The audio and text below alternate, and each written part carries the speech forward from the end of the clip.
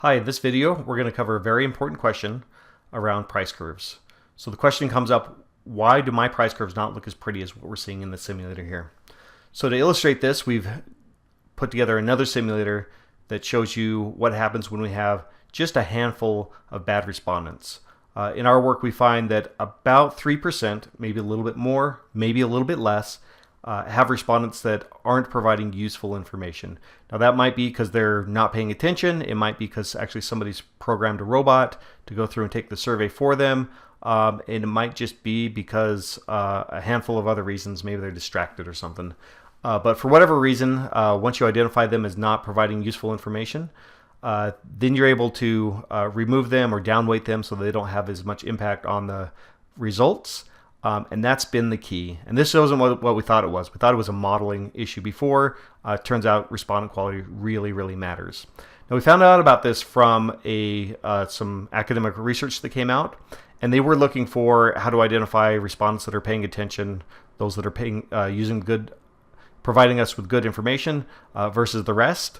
And they came up with a really ingenious, pretty sophisticated method of identifying the people. You see, what happens is if you want to take a look at their responses, it's really just a bunch of numbers. It's 1 through 5. Did they pick option 1, 2, 3, 4, or 5? And from that information, there's no way to look at it and see if there's a pattern of someone who's paying attention or not. You might think of some other ways, but it's really complex a way to find these people. Well, once you do, you end up starting to get better price revenue curves. As a matter of fact, up until 2016, when this academic research came out, our price revenue curves were always telling us that the highest price point is going to be the one that optimizes revenue, which just doesn't hold much face validity.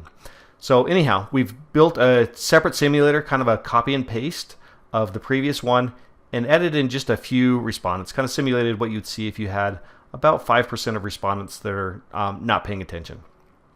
And let's show you what happens, or at least what it looks like in the simulator. So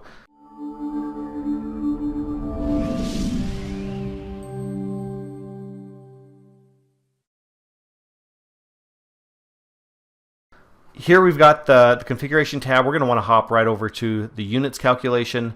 And really there's no red flags here looking at the units. These numbers are a little bit different than what we saw with the clean simulator, with a clean set of respondents. A little bit different, but essentially the same numbers. And these units flow into our revenue and into our profit calculations, so there aren't going to be any red flags here. Even in our level impacts, where we go through and we change the features one at a time and see what's going to happen to our units revenue and our profit, again, no red flags here. These are completely normal, reasonable numbers, pretty similar, not exactly the same, but pretty similar to what we saw before when we had only good respondents. Now let's take a look at the price curves.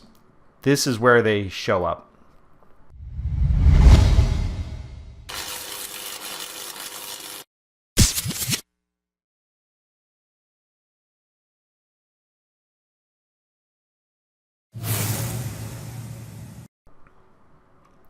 When you run the price curves, it's actually the demand versus price looks the same. We've got this nice downward sloping price versus demand.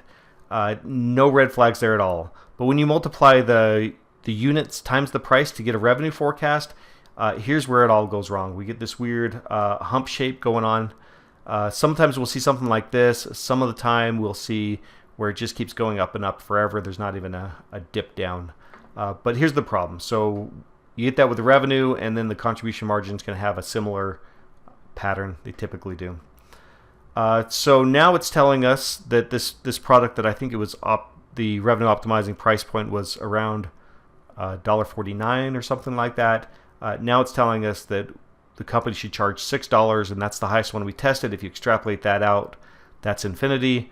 Absolutely no face validity here with what we're seeing with the price revenue curves, and that's just from adding a few respondents that programmatically we just synthesized some that weren't paying attention.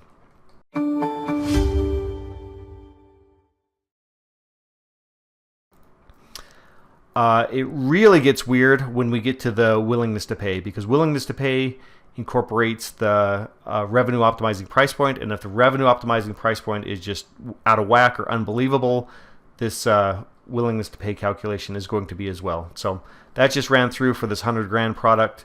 And what you're going to see is you're going to see a lot of them here at 589, right up there near the highest. I think it doesn't actually test the 599, so it's up there at the highest price point. And then some lower ones, which I can't really understand why it would move down. We can plot this chart. And you see some weird stuff here. You get all these really low demand products at a super high price, and the model for some reason thinks that this is going to be optimal in terms of revenue. So there you have it. This is why price and revenue curves don't always look so pretty. It's because there are a handful of respondents that are just not paying that good of attention. It is pretty tricky. It's something that we've been able to do, but it really comes down to respondent quality and then identifying and removing those that aren't paying as much attention. Hey, if you're enjoying these videos, be sure to hit subscribe so you can be notified when the next one comes out. Thank you so much.